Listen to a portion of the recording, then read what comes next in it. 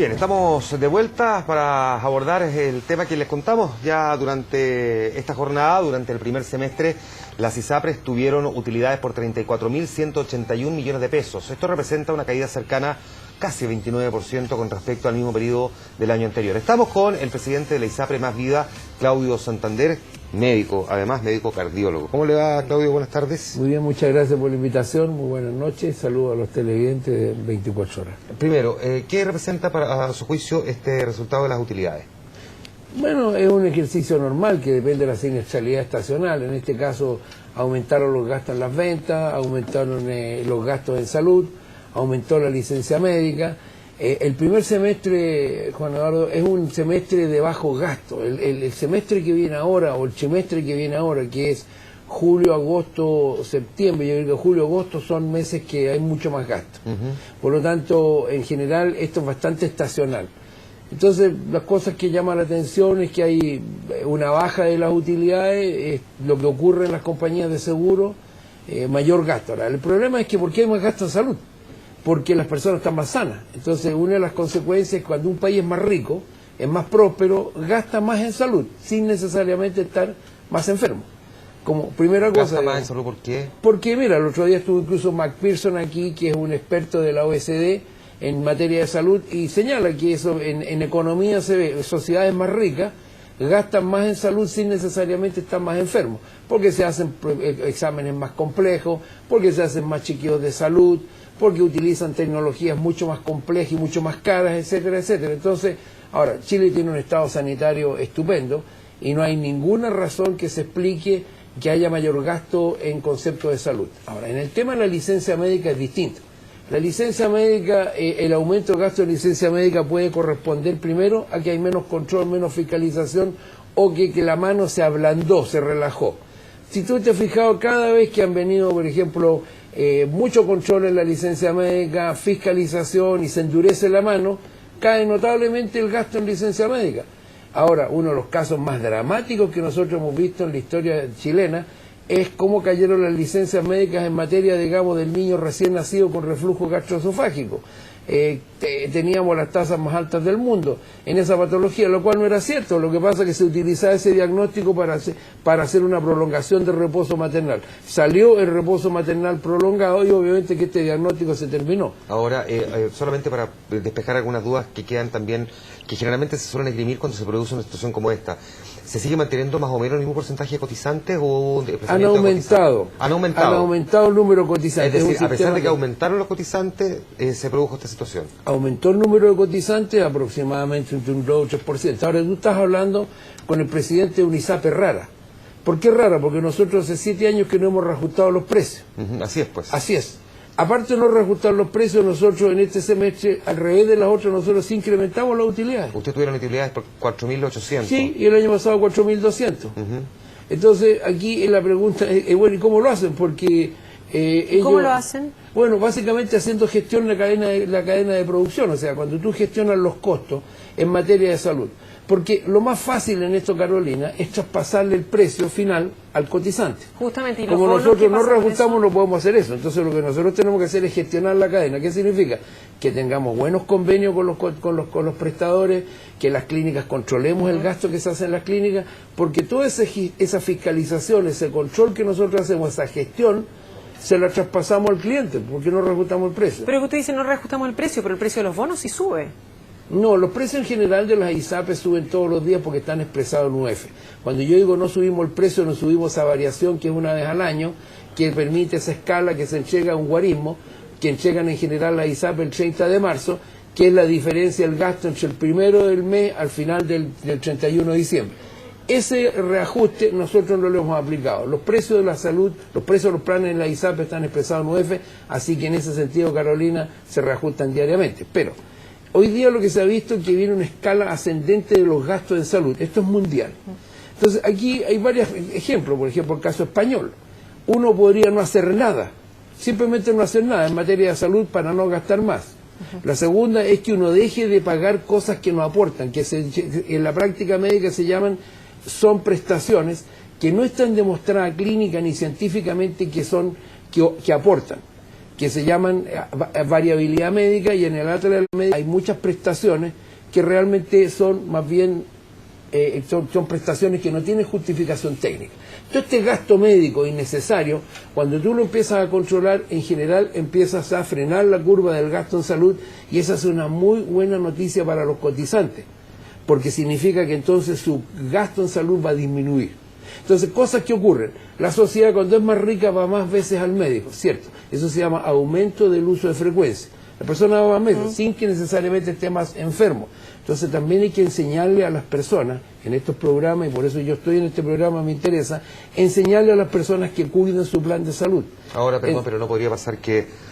Porque más rica es una manera de decirlo. Que, digamos, es una sociedad Chile más rica, sí, estamos más ricos. O sea, una sociedad que tiene más recursos. No sé si es más rica, no sé si la señora quien le cuesta llegar a fin de mes y que puede haber tenido un incremento en su sueldo se siente más rica, puede que tenga más recursos. La pregunta es, no es que está yendo más al doctor porque antes simplemente no podía, pero igual también, necesitaba ir al doctor. También hoy día hay una cierta población que tiene más acceso a una salud mejor.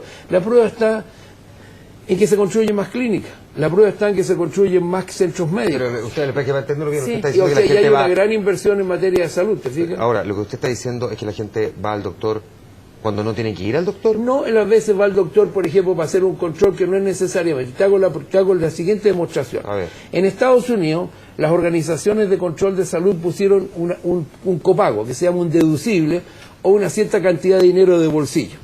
Cuando este dinero de bolsillo era aproximadamente que aportaba al paciente en 35 a 38%, las personas empezaron cada vez más a ir menos al médico porque empezaron a cuidar su salud.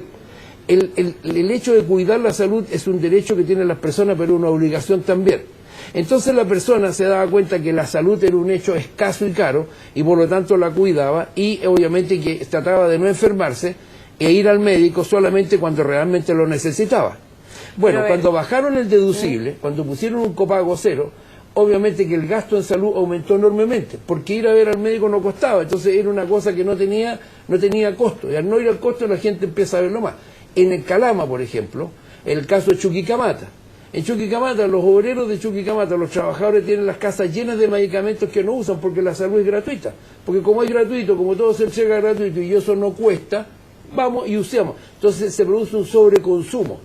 Entonces, una de las maneras de regular esto es, mediante el control, digamos, de la oferta a la demanda, que es lo que hace el Servicio de Salud, ¿verdad? El Servicio Nacional de Salud controlaba este exceso, digamos, mediante listas de espera, etcétera, etcétera, que hoy día se han ido eliminando en el caso del auge, pero hay listas de espera en las patologías no auge. Es una manera de controlar controlar el consumo.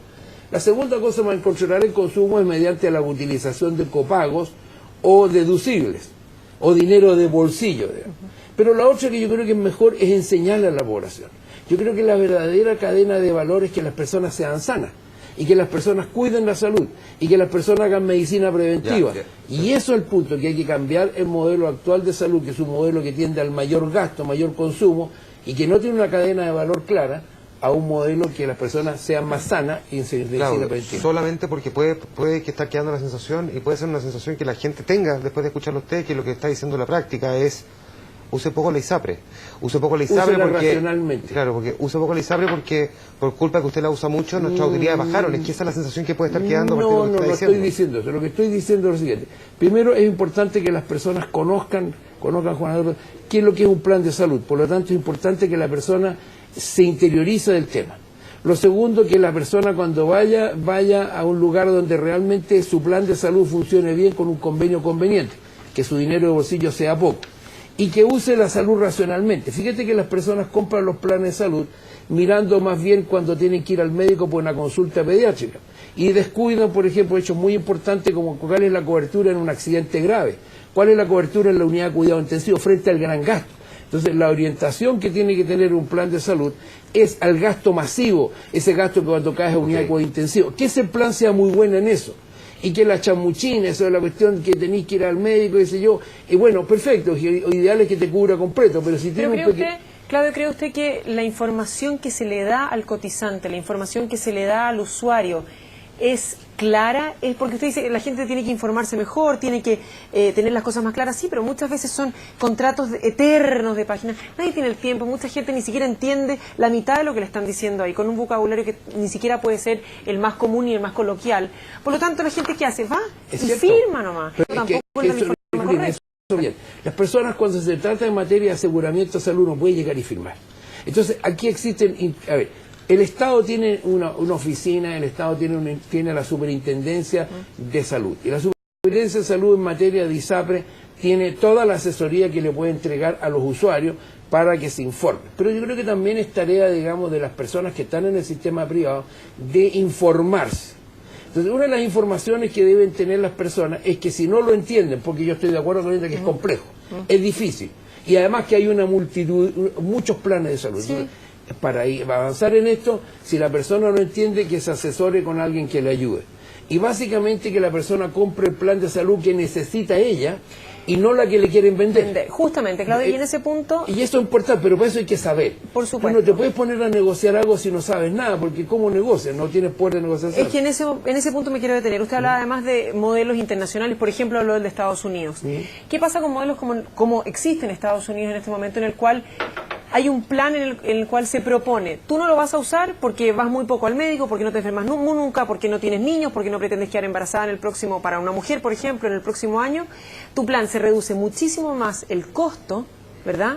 Y el copago del que usted hablaba es mucho más alto, por supuesto, que eso porque... es justo, o sea, eso se llama entonces, ¿qué pasa con individual. eso? Mira, pasa Carolina y Juan Manuel, corrigiendo, Juan Manuel, que la siniestralidad en ese caso que tú presentas es la siniestralidad individual. ¿Pero existen esos planes? No en Chile, porque la ley no lo permite. Aquí la siniestralidad es una siniestralidad global que tienen todas las personas en el plan. Por ejemplo, en un plan de salud pueden haber personas que hayan gastado mucho y hay otras personas que no han gastado nada. Hay personas que fuman, otras que no fuman. Hay personas que son bebedores y otros que no. Se asume que el que hace deporte, que no fuma, que tiene una vida sana, que en realidad ha hecho toda la prevención, debería tener un plan de salud mucho más barato. Claro. Bueno, en Chile la ley eso lo prohíbe porque significa discriminación. Lo que la ley dice en Chile es que el plan de salud le cueste igual a todos los que están en ese plan de salud, sean siniestriosos, no sean siniestriosos. Y no se discrimina a la mujer, no se discrimina a aquellos que tengan una condición lo que había antes eran las tablas de ponderadores. Las tablas de ponderadores hacían que las mujeres durante la época fértil, que tienen más gasto, pagaban más. Y el que más pagaba también era el recién nacido, de 0 a 2 años. Al eliminar las tablas de ponderadores, digamos, después del fallo del Tribunal Constitucional, hoy día quedó en la realidad una tarifa plana. Desde el punto de vista de los sistemas de salud, funcionan en todas partes del mundo con un sistema que se llama subsidiario. El joven subsidia al más viejo, el hombre subsidia a la mujer, ¿cierto? Y el sano subsidia al enfermo. Esos son los principios básicos que rigen en todos los países del mundo para establecer un sistema de salud. La idea es cómo ser más solidario, cómo ser más fraterno, pero también cómo hacemos un modelo que tenga mayor equidad en salud. Pero es que además también, usted está hablando de equidad, aquellos que son adultos mayores, aquellos que han tenido algún accidente o que tienen condiciones preexistentes, tienen un problema muchísimo mayor para tratar de acceder a un plan o para que alguna ISAPRE los haga parte del sistema. Totalmente de acuerdo. Entonces, fabricando este sistema... Este es el punto clave, el que está planteando Carolina. Claro, entonces, lo que quiere hacer el gobierno y que va apunta en el sentido correcto es tener un plan básico de salud. Este plan básico de salud va a ser exactamente igual para todas las personas. ¿De qué manera se va a financiar? Va a depender. Si va a ser un financiamiento independiente, individual, como lo es en Chile, o un financiamiento vía estatal, como lo es en España. En España, todos los españoles están asegurados con este plan básico, y aquellos que quieren mejor aseguramiento pasan a un aseguramiento de segundo piso, llamado plan complementario, que es lo que se está viendo en tema en Chile. Entonces ahí se establece de una cosa muy buena, que es la equidad. Todos tienen exactamente el mismo plan de salud en un plan básico, pero lo que dice es un plan básico, basiquísimo. Entonces, a menos que no se defina muy bien ese punto, vamos a tener los tribunales llenos por demanda por aumento de cobertura. Bien, solucionado este tema, las personas en los seguros de segundo piso van a comprar lo que son capaces de consumir. ¿Quién de la sociedad compra más? Aquel que ve posibilidades de enfermarse más. ¿Quién compra más? La persona de más edad, la persona que tiene enfermedades, ¿cierto? Tiende a tener un sobreaseguramiento porque él sabe que ya tiene este problema o probablemente va en tendencia a tenerlo. Bien. Pero entonces ese es un modelo que es muy regresivo porque se produce un encarecimiento notable hacia esta persona. Entonces, fabricando un modelo más equilibrado, ¿De qué se trata? Que de alguna manera las personas participen más en tener una vida sana, que las personas cuiden su salud y que nosotros fortalezcamos más el aseguramiento a modelos de medicina preventiva a que los modelos de medicina curativa como lo que son los actuales. Entonces yo creo que esta idea que tienen que ir las personas, o sea, que las personas sepan que la salud es un bien escaso, es preciado y que la obligación de cuidar la salud es de las personas y no de la ISAPRE. Y lo segundo, que las personas estudien, se formen, porque la idea es que la persona compre aseguramiento lo que necesita, por favor, no lo que el vendedor le quiere vender. La persona debe comprar lo que necesita él y su grupo familiar. Y tercero, que vea lo siguiente, mira, el plan de salud tiene que cotejarlo, última recomendación, que creo que es importante. Tú tienes que cotejar el plan de salud con la cartilla de convenio. Tú puedes que el ISAPRE te ofrezca unos planes estupendos, pero si los convenios que tiene el ISAPRE son malos, el plan va a funcionar mal. Tú puedes tener un plan mucho más modesto, pero si los convenios que tiene el ISAPRE son muy buenos, te va a funcionar mucho mejor. Entonces lo inteligente es... El 20% de las coberturas ofrecidas por los planes por eso te digo. Se cumple, digamos, el resto no, según la misma superintendencia. Es importante que la persona cuando escoja, entonces, ¿qué es lo que tiene que escoger la persona? Un plan que le acomode a él, una cartilla, la cartilla de los convenios del ISAPRE, que son los que a él le convenga, y no necesariamente la salud que se hace en las clínicas más caras de Chile es mejor. Chile tiene buena medicina, Carolina y Juan Manuel, muy buena medicina, tiene buenos médicos, y las clínicas, no porque sean tan así pitucas, van a tener, digamos, menos. No, la medicina es muy buena en general en todas las clínicas de Santiago. Y a buscar entonces un buen vendedor que no le quiera pasar gato por liebre. Yo creo que hay que tener tendencia, al menos por lo menos lo que yo le digo a nuestros vendedores. Mira, nuestra cadena de valor la estamos haciendo, nuestra responsabilidad social empresarial es que nosotros no reajustemos los planes. Hay que gestionar la cadena de salud, que es un tema de trabajo, tiene mucho trabajo, es odioso, a veces bastante antipático, pero es muy bueno para el paciente, pero también un llamado, digamos, a los pacientes que también se estudien y se informen un poco más. No podemos llegar siempre, Carolina, a ser, oye, estos somos nosotros pobres víctimas. La verdad que no es un cuento así. Gracias, Claudio. Muchas gracias. Gracias por la invitación. Y seguimos revisando las informaciones de esta jornada. En el marco de la nueva ley de tabaco que rige en nuestro país desde este año, la Autoridad de Salud recordó la prohibición de fumar en locales